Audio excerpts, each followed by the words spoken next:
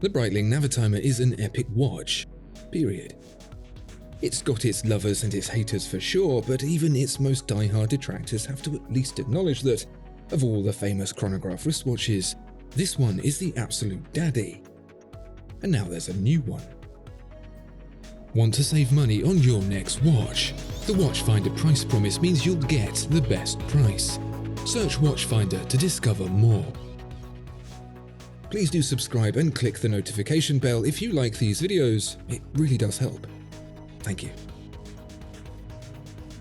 Before there was the Rolex Daytona, before there was the Omega Speedmaster, there was the Breitling Navitimer. It is one of the greatest amalgamations of technology since the clock radio and has a legacy that spans almost 3/4 of a century. That's why, to celebrate 70 years of the Navitimer, Breitling has unleashed a spectacular set of colourful additions that breathe a whole new life into the classic watch. You don't really hear so much about the Navitimer as you do those other two, however, the Daytona and the Speedmaster, so why on earth would it be worthy of the top spot? The Daytona is a watch that commands waiting lists longer than the dictionary, and the Speedmaster kept Buzz Aldrin's wrist warm when he became the second man to walk on the moon. By comparison, the Navitimer is just a portable eye exam. Well, I told you the Navitimer has been around 70 years, and I have to apologise because it's kind of a lie. The Navitimer isn't so much a new model in its own right as a variation of an existing model, the 1942 Chronomat. The Chronomat looks very different to the Navitimer today, but if you set them side by side, back in the 50s you'd struggle to tell the difference. The Chronomat, primarily, is a portmanteau. Breitling likes those.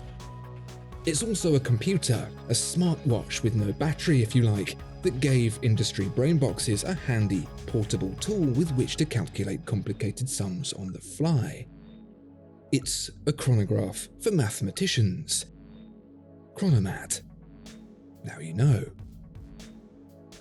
How it achieves this is with the slide rule. The slide rule is one of the many pleasures the older generations were able to enjoy in their schooling years, alongside canings, log tables, and walking there and back again both ways uphill in the driving snow.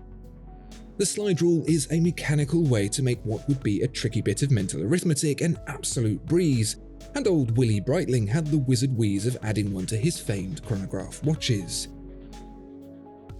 Well, I say a breeze, they're still pretty tricky until you get the knack down. Even the original Breitling manuals described the slide rule bezel as requiring a little time and patience to master. For a clever clogs, however, the slide rule chronograph combo was a masterstroke, and it wasn't long before people who weren't scientists, engineers, and mathematicians, but still needed to do complex sums on the go, came a-knocking. These people were, and still are, the coolest people in the world. Pilots. It may seem like today's pilots just hit the autopilot button, kick back and watch Netflix, but now, just like then, there's a lot of work to do in the cabin to make sure the plane gets to where it's going without having what is rather innocuously titled an air prox. To you and I, that means getting pants-soilingly close to another pilot who's also kicked back and watching Netflix. There's a constant mental load with real peaks at high-stress moments, and adding mental arithmetic into the mix would just be a disaster. So instead of trying to do long division in their heads whilst trying not to wander into controlled airspace, a bunch of pilots got together and berated Willie Breitling into converting the Chronomat for aviation use. Funnily enough, Willie was trying to shake off the brand's association with aviation, having become known just for making aircraft instruments, and didn't like the idea. The Chronomat was a sacred object that would net him a new market of professionals, but inevitably, whether it was the constant pestering or the wads of cash, he caved in and created a brand new portmanteau, Navitimer. A timer for navigation. That's lovely and all, but to suggest the Navitimer is king biscuit in the presence of the Speedmaster and Daytona still seems a stretch. The Speedmaster went to space, remember. It did, in October 1962, the first of the Speedmasters to venture into low Earth orbit. It wasn't the first wristwatch, however. A Hoya went up earlier in February of the same year, but that was a pocket watch worn on a custom strap. The first Swiss wristwatch to make it into space went in between in May, and it was, surprise, a Breitling Navitimer. Like the Navitimer had been calibrated for pilots, this particular version was further calibrated for space. Rather than the standard 12-hour display, it was upgraded to a 24-hour one instead, because of course astronaut Scott Carpenter, who had commissioned the watch, deduced that flying around the Earth faster than the rising sun would make figuring out AM and PM a bit tricky. And so the new watch was made, a watch for astronauts, and in a break in tradition, Breitling called it the Breitling Astronaut. Well, they did until one of Breitling's lawyers leaned across and whispered that the term astronaut was protected copyright, and so they renamed it Cosmonaut instead. They were pretty sure the Russians would be chill about it. And what about the Daytona? The Daytona is, well, it isn't really. In the company of a watch like the Navitimer, it looks rather like a bit of an underachiever, with the biggest credit to its name being its gifting to a movie star who didn't even bother keeping it, palming it off to whichever guy his daughter happened to be dating at the time. The only time the Daytona went to space was on the wrist of shuttle pilot Mike McCulley in 1989. By that point, they were taking massive IMAX cameras up there with them, so hardly an accolade. The fact of it is that the Navitimer is the original. It's the chronograph that set the ball rolling for pilots of both the air and, not air. So to celebrate that achievement over 70 years of existence, we get this one, here in 43mm and packing the in-house Breitling caliber B01 to make it a not unreasonable 13.6mm thick.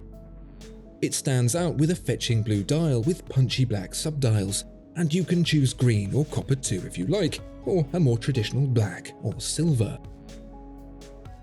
Little flecks of red remind you which way round the bezel goes when it's at rest, so you don't have to stress about it being in the wrong place. And, let's face it, you won't be using it to calculate anything anyway, unless you so happen to have a little time and patience and no iPhone.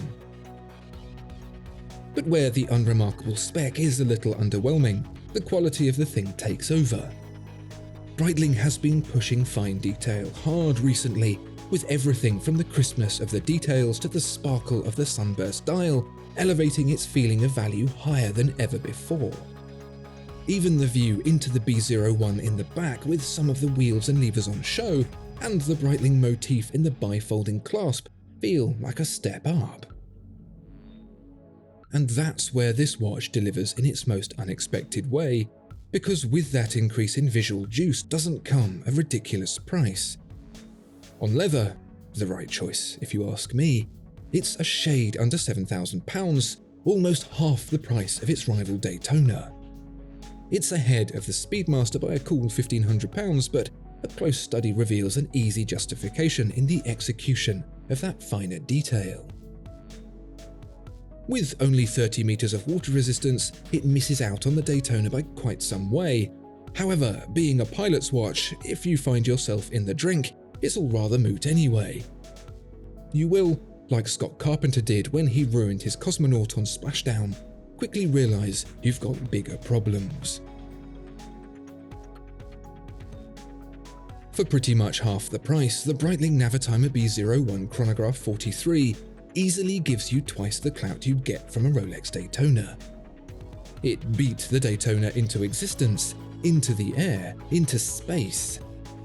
The movie stars that have worn the Navitimer may be on the opposite end of the cool scale, but let's just not think about that. The people who actually paid to wear one, who really mattered, are some of the coolest people on the planet. And that, by default, makes this one of the coolest watches too. Discover more exceptional watches at Watchfinder. Thank you so much for watching this video. If you enjoyed it, please do consider giving it a like and subscribing to the channel. If there are any watches you'd like to see featured, please let us know in the comments below.